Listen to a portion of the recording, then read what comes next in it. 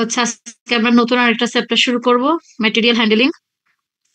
তো এখানে ম্যাটেরিয়াল বলতে আমরা ডিরেক্ট ইনডিরেক্ট দুই ক্যাটাগরির ম্যাটেরিয়াল অথবা ডিরেক্ট ইনডিরেক্ট ম্যাটেরিয়ালস দুইটাকেই বুঝবো। ডিরেক্টের মধ্যে র ম্যাটেরিয়ালস, ফিনিশড, ডাব্লিউআইপি মানে পার্শিয়ালি ফিনিশড, যেটা মানে যে কোনো স্টেজের ম্যাটেরিয়ালই হতে পারে। র ম্যাটেরিয়ালস, সেমি ফিনিশড বা পার্শিয়ালি ফিনিশড। এছাড়াও মেনটেনেন্সের যে ম্যাটেরিয়ালস গুলো থাকে ওইগুলা, অথবা ইনডিরেক্ট ম্যাটেরিয়ালস যেগুলো থাকবে, সব ক্যাটাগরির গুডসকেই বা ম্যাটেরিয়ালসকেই আমরা এখানে ম্যাটেরিয়াল বলবো। আর হ্যান্ডেলিং বলতে নর্মালি আমরা মুভমেন্ট রিলেটেড, উপরে ম্যাটেরিয়াল স্টোরেজ রিলেটেড যে কাজগুলো করা হয় সবকিছুই, মানে মুভমেন্ট প্লাস হচ্ছে স্টোরেজ, এই রিলেটেড যে ফাংশন গুলো হয় এগুলোকে কম্বাইন্ডলি আমরা বলবো হচ্ছে ম্যাটেরিয়াল হ্যান্ডেলিং। তাহলে ম্যাটেরিয়াল হ্যান্ডেলিং বলতে একটা ম্যাটেরিয়ালস এর movement, protection, storage and control of materials throughout manufacturing, warehousing, distribution, consumption, disposal, প্রত্যেকটা স্টেজে যে যখন মুভ করবে। প্রোটেকশন বলতে আমরা স্টোরেজও বুঝতে পারি, অথবা যখন মুভমেন্ট অবস্থায় আছে তখনও প্রোটেকশন রিলেটেড কিছু হতে পারে। এরপরে যখন আমরা কোয়ালিটি কন্ট্রোলের কাজ করা হয় ওই স্টেজে, ওয়্যার হাউজিং যখন করে রাখা হয়, মানে আমরা স্টোর করে রাখি ফিনিশ প্রোডাক্টস অথবা মেটেরিয়ালস। ডিস্ট্রিবিউশন মানে কাস্টমারের কাছে পৌঁছে দেওয়ার যে কাজটা। কনজাম্পশন মানে আমরা যখন ইউজ করি একটা ডিপার্টমেন্ট থেকে অন্য ডিপার্টমেন্টে যখন যাই।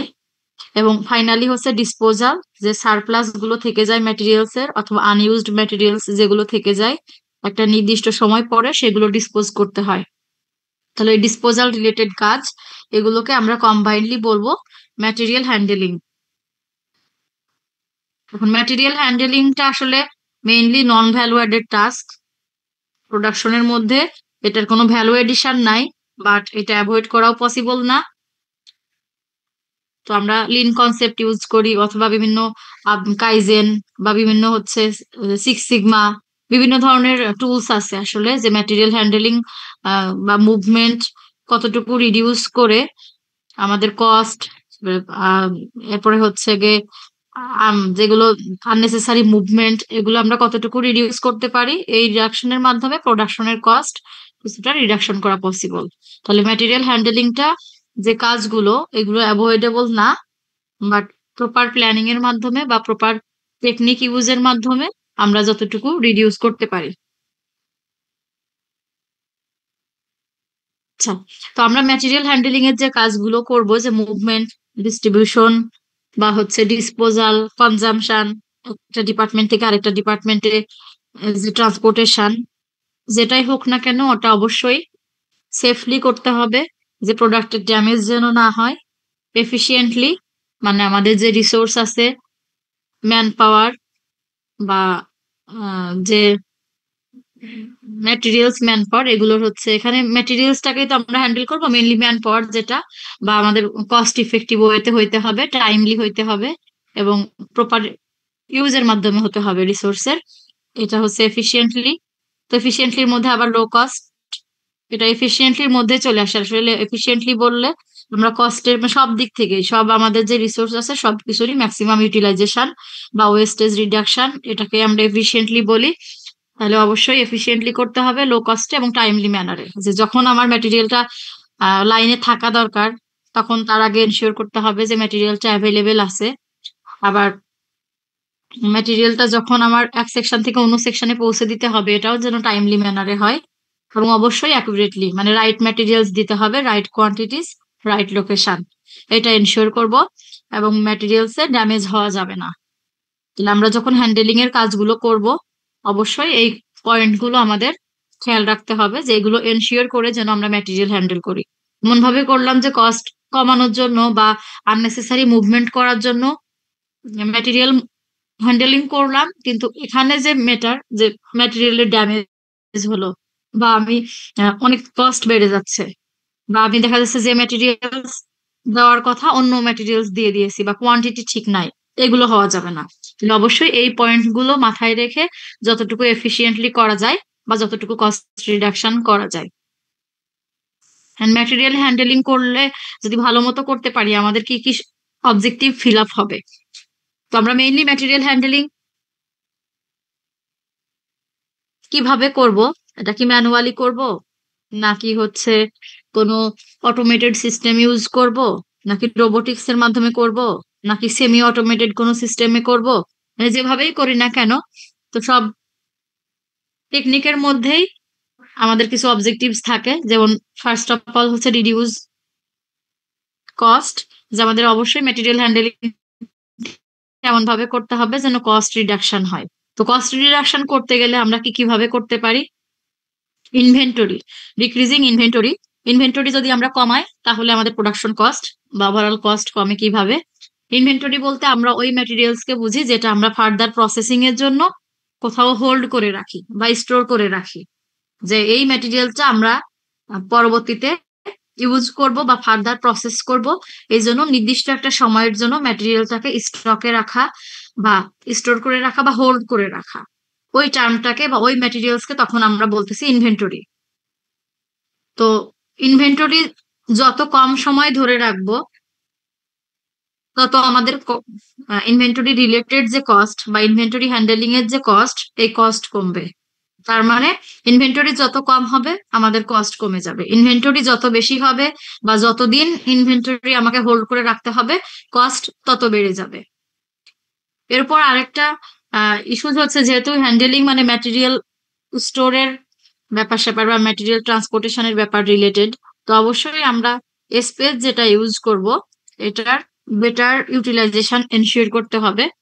আমরা জানি যে কোথায় কোথায় মানে বিশেষ করে স্টোর গুলোতে যেখানে ম্যাটেরিয়াল স্টোর করে রাখা হয় বা ওয়্যার হাউস গুলোতে, এই জায়গাগুলোতে আমাদের ভার্টিক্যাল এবং হরাইজন্টাল, মানে যেখানে আমাদের পসিবল হবে আমরা সবসময় চিন্তা করব বোথ সাইডের স্পেস, মানে ভার্টিক্যাল এবং হরাইজন্টাল দুই দিকের স্পেসটাই প্রপারলি ইউটিলাইজ করার। তো আমরা যখন ইনভেন্টরি স্টোরে গিয়েছি তখন হয়তোবা দেখছি যে যেগুলো হচ্ছে লাইট ওয়েটের ম্যাটেরিয়ালস সেগুলো নর্মালি র্যাকের মধ্যে বা প্যালেটে করে অথবা কোনো বক্সে করে সেগুলো দেখা যায় যে একটু ভার্টিক্যাল উপরের দিকে রাখা। আর যেগুলোর ওয়েট একটু বেশি বা লিকুইড জাতীয় কেমিক্যালস বা লিকুইড জাতীয় ম্যাটেরিয়ালস সেগুলো দেখা যায় যে র্যাকের নিচের দিকে বা প্যালেটের উপরে রাখা, এরকম আমরা হয়তোবা দেখছি। তার মানে অবশ্যই আমরা স্পেসটাকে প্রপারলি ইউটিলাইজ করব, হোক সেটা স্টোরে অথবা অন্য যে কোনো প্লেসে বা যেখানে আমরা ম্যাটেরিয়াল ইনভেন্টরি আকারে রাখতেছি ওই জায়গাগুলোতে আমরা ট্রাই করব অবশ্যই স্পেসটাকে বেটার ইউটিলাইজ করার। এরপরে যদি আমরা কস্ট কমাতে পারি, এখানে হচ্ছে সরি মানে প্রোডাক্টিভিটি যদি বাড়াতে পারি তাহলে প্রোডাকশন কস্ট কমে। প্রোডাক্টিভিটি আমরা কিভাবে বাড়াবো? যে ম্যাটেরিয়াল হ্যান্ডেলিং বা ম্যাটেরিয়াল মুভমেন্টের যে টাইমটা, এটা আসলে আমাদের প্রোডাকশনের টাইম না, মানে অ্যাভেলেবেল টাইম অবশ্যই, কিন্তু প্রোডাকশনের যে অ্যাকচুয়াল প্রোডাকশনের যে টাইম বা প্রোডাক্টিভ টাইম হিসেবে কাউন্ট হয় না, নন প্রোডাক্টিভ টাইম হিসেবে কাউন্ট হয়। তো নন প্রোডাক্টিভ টাইম মানে ম্যাটেরিয়াল হ্যান্ডেলিং রিলেটেড কাজে টাইম আমাদের যত কম লাগবে আমাদের প্রোডাক্টিভ টাইম তত বাড়বে। আর প্রোডাক্টিভ টাইম বাড়া মানে আমাদের আউটপুট বা প্রোডাক্টিভিটি বাড়বে। এই আর প্রোডাক্টিভিটি বাড়লে পার ইউনিটে যে আমাদের কস্ট বা একটা প্রোডাকশন ফ্লো রান করার জন্য যে কস্ট, এই কস্ট কমবে। রিডিউস ওয়েস্ট, অবশ্যই আমরা যদি ম্যাটেরিয়ালের হ্যান্ডেলিং প্রপারলি করি সেটা আমাদের ওয়েস্ট রিডাকশন হয়। কিভাবে? যে আমরা দেখা যাবে যে কোয়ান্টিটি আমাদের যতটুকু দরকার, যে আমার একটা অর্ডার কমপ্লিট করার জন্য বা একটা ফ্লোর রান করার জন্য ম্যাটেরিয়াল যতটুকু লাগবে তার থেকে আমরা বেশি পারচেস করে ফেলছি।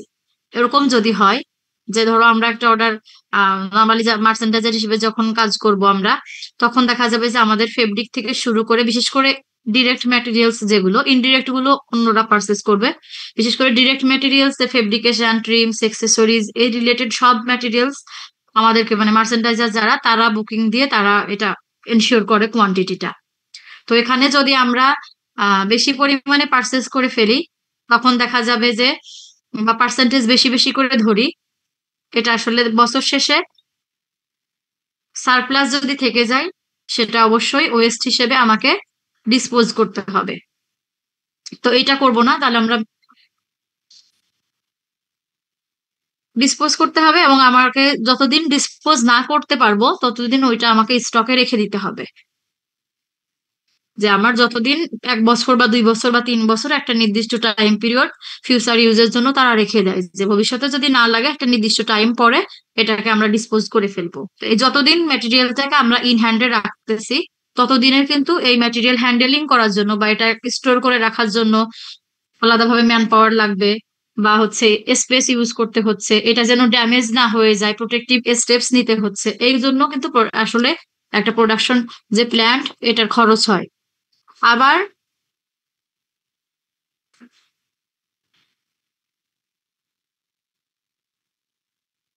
ম্যাটেরিয়াল হ্যান্ডেলিং এর সময় যে আমরা যখন ট্রান্সপোর্টেশন করতেছি বা মুভ করাচ্ছি বা স্টোর করে রাখতেছি তখন যেন ম্যাটেরিয়ালের ড্যামেজ কম হয়। ম্যাটেরিয়াল যদি ডিফেক্টিভ হয়ে যায় বা ড্যামেজ হয়ে যায় সেটা ওয়ান টাইপ অফ ওয়েস্ট, কারণ আমরা ওই ড্যামেজ বা ডিফেক্টিভ যে ম্যাটেরিয়ালস গুলো বা যেগুলোতে প্রবলেম হয়ে যাবে সেই ম্যাটেরিয়ালস গুলো কিন্তু আসলে কোয়ালিটি এনশিওর করবে না। তো আমরা প্রোডাকশনে বা ফার্দার এটা প্রসেসিং এর জন্য ইউজও করতে পারবো না।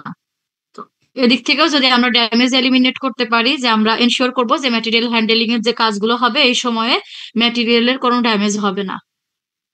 তা এইটা ড্যামেজ হবে না, এটা কিভাবে এনশিওর করব, যে এক এক ধরনের ম্যাটেরিয়ালের ক্ষেত্রে মুভমেন্টের জন্য এক এক ধরনের ইকুইপমেন্ট আমরা ইউজ করব, অথবা স্টোর করার সময় আমরা এক এক জায়গায় এক এক ম্যাটেরিয়ালস তার কোয়ালিটি অনুসারে বা তার প্রপার্টিজ অনুসারে এক এক ম্যাটেরিয়ালস এক এক ভাবে আমরা স্টোর করব।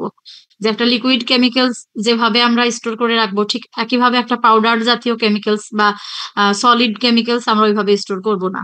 আবার ফেব্রিকটাকে আমরা যেভাবে স্টোর করে রাখবো অন্য ম্যাটেরিয়াল দেখা যাচ্ছে ওভাবে স্টোর করবো না। তাহলে অবশ্যই ক্যাটেগরি ওয়াইজ বা কোন ধরনের ম্যাটেরিয়ালস আমরা স্টোর করবো এই অনুসারে এক এক ধরনের ম্যাটেরিয়ালস এর ক্ষেত্রে এক এক রকম প্রোটেক্টিভ মেজার্স নিতে হবে মুভমেন্টের সময়, স্টোরের সময়।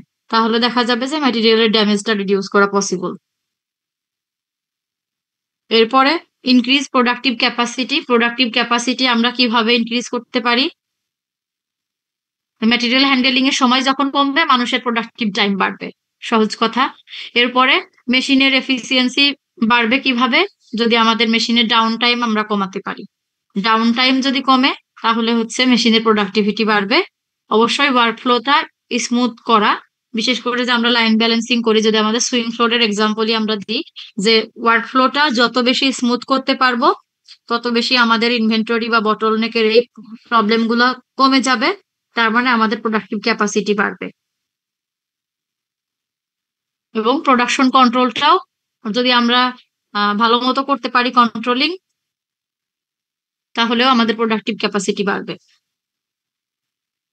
এরপরে ম্যাটেরিয়াল হ্যান্ডেলের সময় অবশ্যই আমাদের ওয়ার্কিং কন্ডিশনটা ইমপ্রুভ করতে হবে, কারণ যখন আমরা ম্যানুয়ালি ম্যাটেরিয়াল হ্যান্ডেল করি তখন আমাদের আর্গোনমিক্যাল ইস্যুস গুলো, সেফটি মেজার্স গুলো এগুলো এনশিওর করতে হবে, যে কিভাবে করলে বা কতটুকু বেন্ড হওয়া যাবে, কোন লিমটা ইউজ করবে, লেফট না রাইট, বা সে কি দাঁড়িয়ে করবে না বসে করবে, কোনো সেফটি গিয়ার্স আছে কিনা, বা কতক্ষণ একটানা কাজ করবে, এরকম বিষয়গুলো মানে ওয়ার্ক প্লেসে যে আর্গোনমিক্যাল ইস্যুস গুলো এবং সেফটি ইস্যুস গুলো এগুলো এনশিওর করতে হবে। অবশ্যই পার্সোনাল কমফোর্ট এই বিষয়গুলো যদি আমরা মেনটেন করি ম্যাটেরিয়াল হ্যান্ডেলিং এর সময় তাহলে হচ্ছে ওয়ার্কিং কন্ডিশন বা ওয়ার্কারদের যে স্যাটিসফ্যাকশন বা স্যাটিসফ্যাক্টরি লেভেল এটা হচ্ছে ইমপ্রুভ করা পসিবল। এরপরে অবশ্যই ম্যাটেরিয়াল হ্যান্ডেল করার সময় আমাদের যে ডিস্ট্রিবিউশন মানে আমরা কাস্টমারের কাছে পৌঁছে দিব অথবা এক সেকশন থেকে যে অন্য সেকশনে ম্যাটেরিয়ালটা ট্রান্সফার করব, এটা ভালো মতো করতে হবে। কিভাবে? যে প্রোডাক্টের ড্যামেজ আমরা হ্যান্ডেলিং বা শিপিং এর সময় প্রোডাক্টের ড্যামেজ করব না বা কমাবো। ইমপ্রুভ রাউটিং মানে কোন রুটে গেলে বা কোন দিক দিয়ে মুভ করলে ডিস্ট্রিবিউশনটা বেটার হবে বা আননেসেসারি মুভমেন্ট কম হবে ওইটা এনশিওর করা। স্টোরেজ ফ্যাসিলিটিজ এর স্টোরেজ যেখানে করব সেখানকার ফ্যাসিলিটিস কি থাকবে বা লোকেশন কোথায় হবে এগুলো এনশিওর করা। তারপর শিপিং এবং রিসিভিং, যে আমরা যখন মেটেরিয়ালস রিসিভ করি এবং যখন শিপ আউট করি তখন এফিসিয়েন্সি ইমপ্রুভ করা, মানে টাইমলি দেওয়া, টাইমলি ম্যানারে দেওয়া, এটা যদি এনশিওর করতে পারি তাহলে আমরা ডিস্ট্রিবিউশনটা ইমপ্রুভ করতে পারবো। তো মোটামুটি এইগুলো হচ্ছে ম্যাটেরিয়াল হ্যান্ডেলিং এর অবজেক্টিভস, যে আমরা কেন কি কি অবজেক্টিভ পাওয়ার জন্য ম্যাটেরিয়াল হ্যান্ডেল করব। এরপরে হচ্ছে ইম্পর্টেন্স অফ ম্যাটেরিয়াল হ্যান্ডেলিং, মানে আমরা অবজেক্টিভের মধ্যে যেগুলো পড়ছি এগুলো একটু পয়েন্ট আকারে সাজিয়ে লিখে দিব, সেম সেম পয়েন্ট গুলোই আসবে আসলে। বলছে, 1 মিনিট আমি একটু আসতেছি, তোমরা লাইনে থাকো।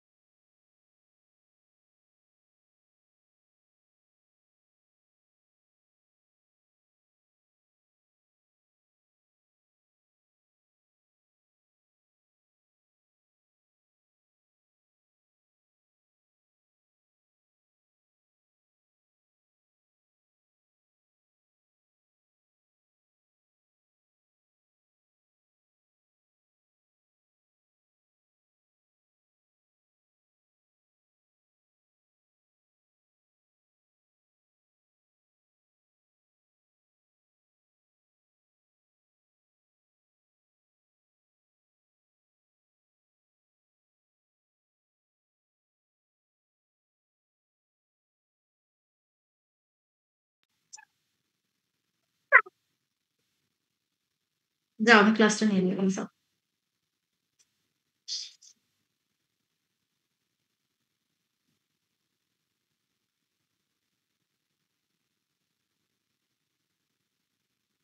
অবজেক্টিভের পয়েন্টস গুলো একটু সাজিয়ে যদি ইম্পর্টেন্স হিসেবে আসে ওইটা হিসেবে লিখে দিবা।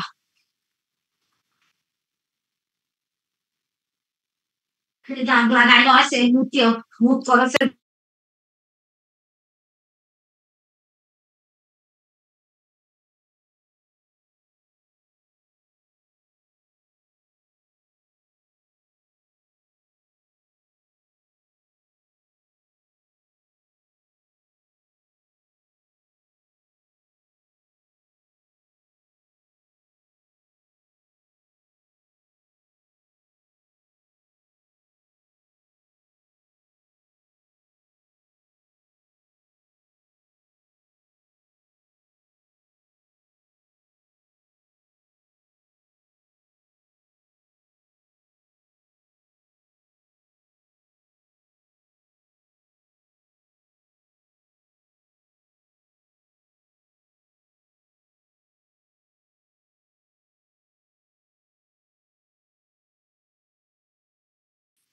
আমরা শোবো।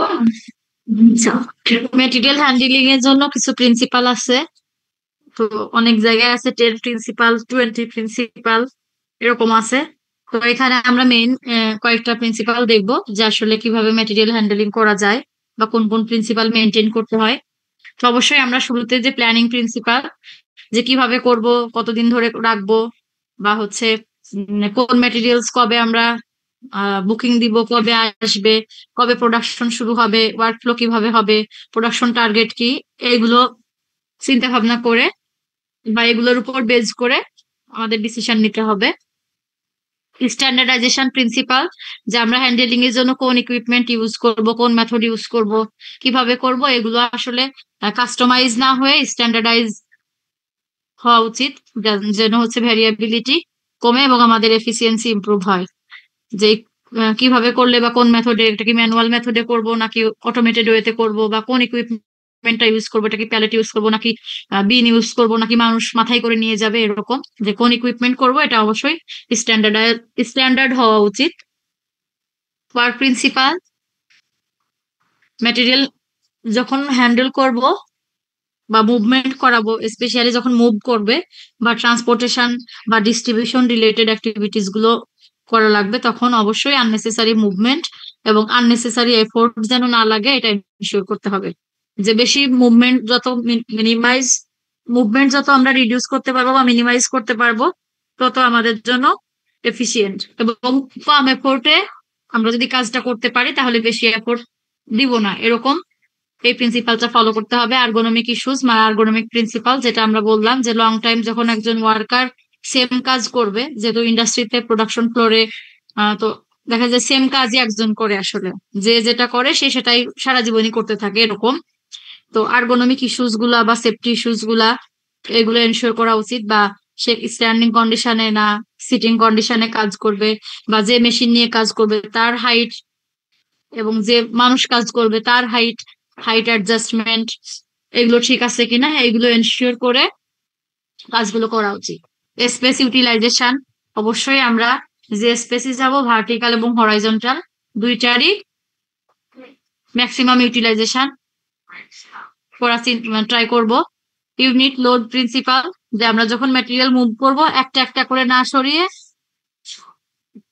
ইউনিট আকারে নিব, যে হয় এক বক্স অথবা হচ্ছে গিয়ে বান্ডেল, মানে এভাবে করব যে এক পিস এক পিস করে না মুভ করিয়ে বা এক পিস এক পিস ট্রান্সপোর্টেশন না করিয়ে একটা ইউনিট আকারে, যে এক বক্স আকারে বা এক কার্টন আকারে বা একটা বিন আকারে এক ব্যারেল হিসেবে এরকম এভাবে করবো, বা একটা ট্রলির মধ্যে এভাবে করে ইউনিট লোড হিসেবে সেগুলো ট্রান্সফার করা উচিত। অটোমেশন প্রিন্সিপাল, যে যেখানে আমার অটোমেটেড সিস্টেম আমরা ইউজ করতে পারি বা সেমি অটোমেটেড সিস্টেম ইউজ করতে পারি সেখানে ম্যানুয়াল লেবার ইউজ করব না।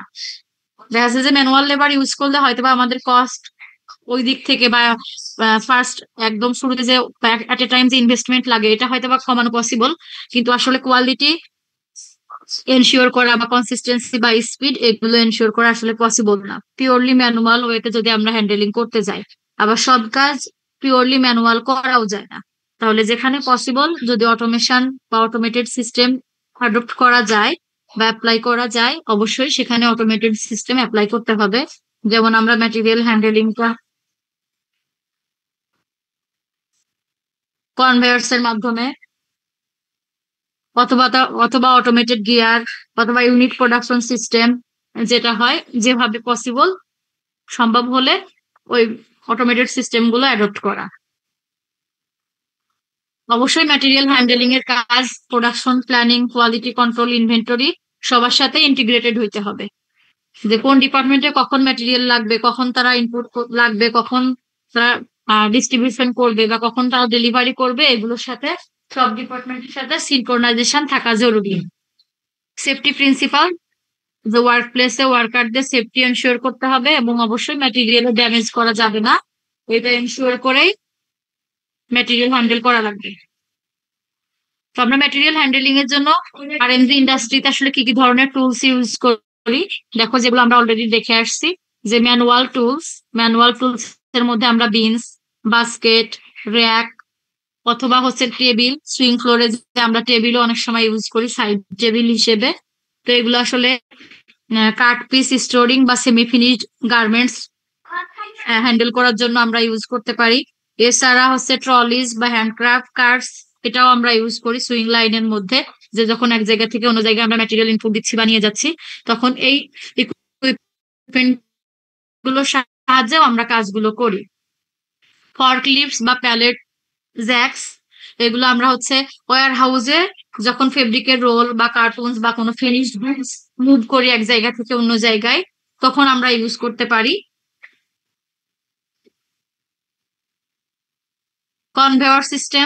কনভেয়র সিস্টেমের মাধ্যমে আসলে আমরা গার্মেন্ট ট্রান্সপোর্টেশন করি। এটা যদি ইউনিট প্রোডাকশন সিস্টেম হয় সেক্ষেত্রে, আর যদি পিবিএস সিস্টেমে করি সেক্ষেত্রে দেখা যায় যে আসলে বেল্ট কনভেয়ার্স না, ওখানে ট্রলি দিয়ে অথবা একটা টেবিল থেকে আরেকটা টেবিলে বা বিনের সাহায্যে আসলে ট্রান্সপোর্টেশনটা হয়। তো যদি ইউনিট প্রোডাকশন সিস্টেম হয় অথবা হচ্ছে ওভারহেড ট্রান্সপোর্টেশন সিস্টেম হয় বা সাইড দিয়ে যদি কোনো ট্রান্সপোর্টেশনের ব্যবস্থা থাকে কনভেয়ার বেল্টের মাধ্যমে, সেখানে এটা অটোমেটেড বা সেমি অটোমেটেড সিস্টেম এভাবে করা হয় কনভেয়ার বেল্টের সাহায্যে। ফকির ফ্যাশনে যারা করছো তারা মনে হয় দেখছো আর কি, ওদের হচ্ছে যে ইউনিট প্রোডাকশন সিস্টেম মতো মডিফাই করে যে একটা লাইন করছে, একটা না কয়টা ফ্লোরে কয়েকটা লাইন নিয়ে গেছে, ওখানে ওরা এরকম পাশাপাশি কনভেয়ার বেল্টের মাধ্যমে ম্যাটেরিয়াল মুভটা করে আর কি লাইনের মধ্যে। ওভারহেড রেল সিস্টেমস, এটা গার্মেন্ট ইন্ডাস্ট্রিতে আসলে ওই যে ইউনিট প্রোডাকশন সিস্টেম যেটা, ওই সিস্টেমে যদি হয় তাহলে এটা করে যে ফ্লোরের মধ্যে কনজেশন কমে যায়, ম্যাটেরিয়ালে ডাস্ট বা যে প্রবলেম গুলো হয় কোয়ালিটি রিলেটেড, এই প্রবলেম গুলো কম হয় এবং ম্যাটেরিয়ালটা পুরোপুরি রেলের মাধ্যমে মুভ করে, মানে ম্যানুয়াল হ্যান্ডেলিং বা ম্যানুয়াল লেবারটা আসলে কম লাগে। অটোমেটেড গাইডেড ভেহিকলস, এরকম ইউজ হয় যে রোবোটিক্স যেগুলো বা যেসব ফ্লোরে আমরা রোবোটিক সিস্টেমটা ইউজ করতে পারি এই জায়গাগুলোতে, বা হচ্ছে সেমি অটোমেটেড সিস্টেম আমরা হয়তো বা দেখে থাকবো যে ফেব্রিক ডাইং ফেব্রিক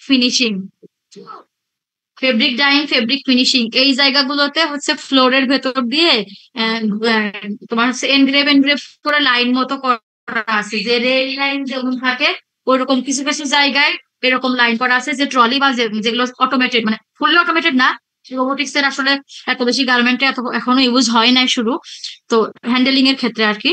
তো সেমি অটোমেটেড বা মেকানিক্যালি অপারেটেড বা পাওয়ার অপারেটেড যে ইকুইপমেন্ট গুলো আমরা ইউজ করতে পারি ওইগুলো মুভ করার জন্য সহজে ইউজ করা যায়। স্টোরেজ ইকুইপমেন্ট হিসেবে আমরা নর্মালি হচ্ছে ইন্ডাস্ট্রিতে ইউজ আছে হচ্ছে শেলফ, র্যাক বা বিন, তো যে কোনো একটা ওয়েতে আমরা স্টোর করে রাখি বা এইগুলোই ইউজ হয়। এগুলোর পাশাপাশি প্যালেট ইউজ হতে পারে, সেটা হচ্ছে উডেন প্যালেট বা হচ্ছে গিয়ে প্যালেট মানে চৌকি টাইপের যেগুলো আসলে যে আমরা ক্লাসমেটের ডায়াস ডায়াস বলি, ওইটা সরি না ডায়াস না, ওই ইয়েটা প্যালেটটা, এগুলো এগুলো উডেনও ইউজ হয়, আবার হচ্ছে মেটালিক যেগুলা বা স্টিলের এগুলোও হয়। আর র্যাক গুলো নর্মালি তো দেখছি আমরা, তো এগুলোর মাধ্যমে আসলে আমরা স্টোর করতে পারি ম্যাটেরিয়াল।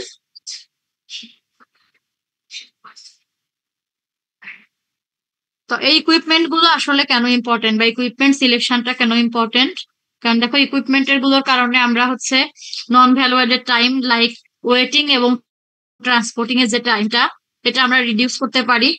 কস্ট রিডাকশন আমরা কিভাবে করতে পারি, যে হ্যান্ডেলিং যদি আমরা অপটিমাম ইউজের মাধ্যমে করতে পারি রিসোর্সেস, তাহলে প্রোডাকশন কস্ট এগুলো কমে। কোয়ালিটি এনশিওর, অবশ্যই ম্যানুয়াল হ্যান্ডেলিং, যে ম্যাটেরিয়ালের মধ্যে হোক সেটা গার্মেন্ট হোক সেটা র মেটেরিয়ালস বা পার্শিয়ালি ফিনিশড, এগুলোর মধ্যে ড্যামেজ এবং মিক্স আপ হওয়ার চান্স থাকে। তো অটোমেটেড হ্যান্ডেলিং বা সেমি অটোমেটেড হ্যান্ডেলিং যদি হয়, তখন দেখা যায় যে ম্যানুয়ালের থেকে কোয়ালিটিটা বেটার আমরা পাই। ওয়ার্কার সেফটি, অবশ্যই সেমি অটোমেটেড বা অটোমেটেড ওয়েতে বা এইগুলোতে যখন আমরা অটোমেটেড টুলস ইউজ করে ম্যাটেরিয়াল হ্যান্ডেলটা করব, ওয়ার্কার ফ্যাটিক বা ওয়ার্কার ইনজুরিজ বা সেফটি রিলেটেড ইস্যুস গুলো আসলে কম ফেস করা লাগে। তো ম্যানুয়ালি করলে দেখা যায় ইনজুরি এবং ফ্যাটিকের চান্সটা অনেক বেশি থাকে। অটোমেটেড সিস্টেমের মাধ্যমে আসলে লার্জ স্কেল প্রোডাকশন, মানে আমরা হাই ভলিউমের প্রোডাকশন এবং কনসিস্টেন্টলি এটা ফলো আপ করতে পারি বা কনসিস্টেন্টলি মেনটেন করতে পারি, যে প্রোডাকশন যে অনেক বেশি করে দেওয়া যায় বা ম্যাটেরিয়াল হ্যান্ডেলিং যে লার্জ স্কেলে করা যায়, এটা কনসিস্টেন্সি মেনটেন করা পসিবল হয় যদি অটোমেটেড সিস্টেমে করা হয়।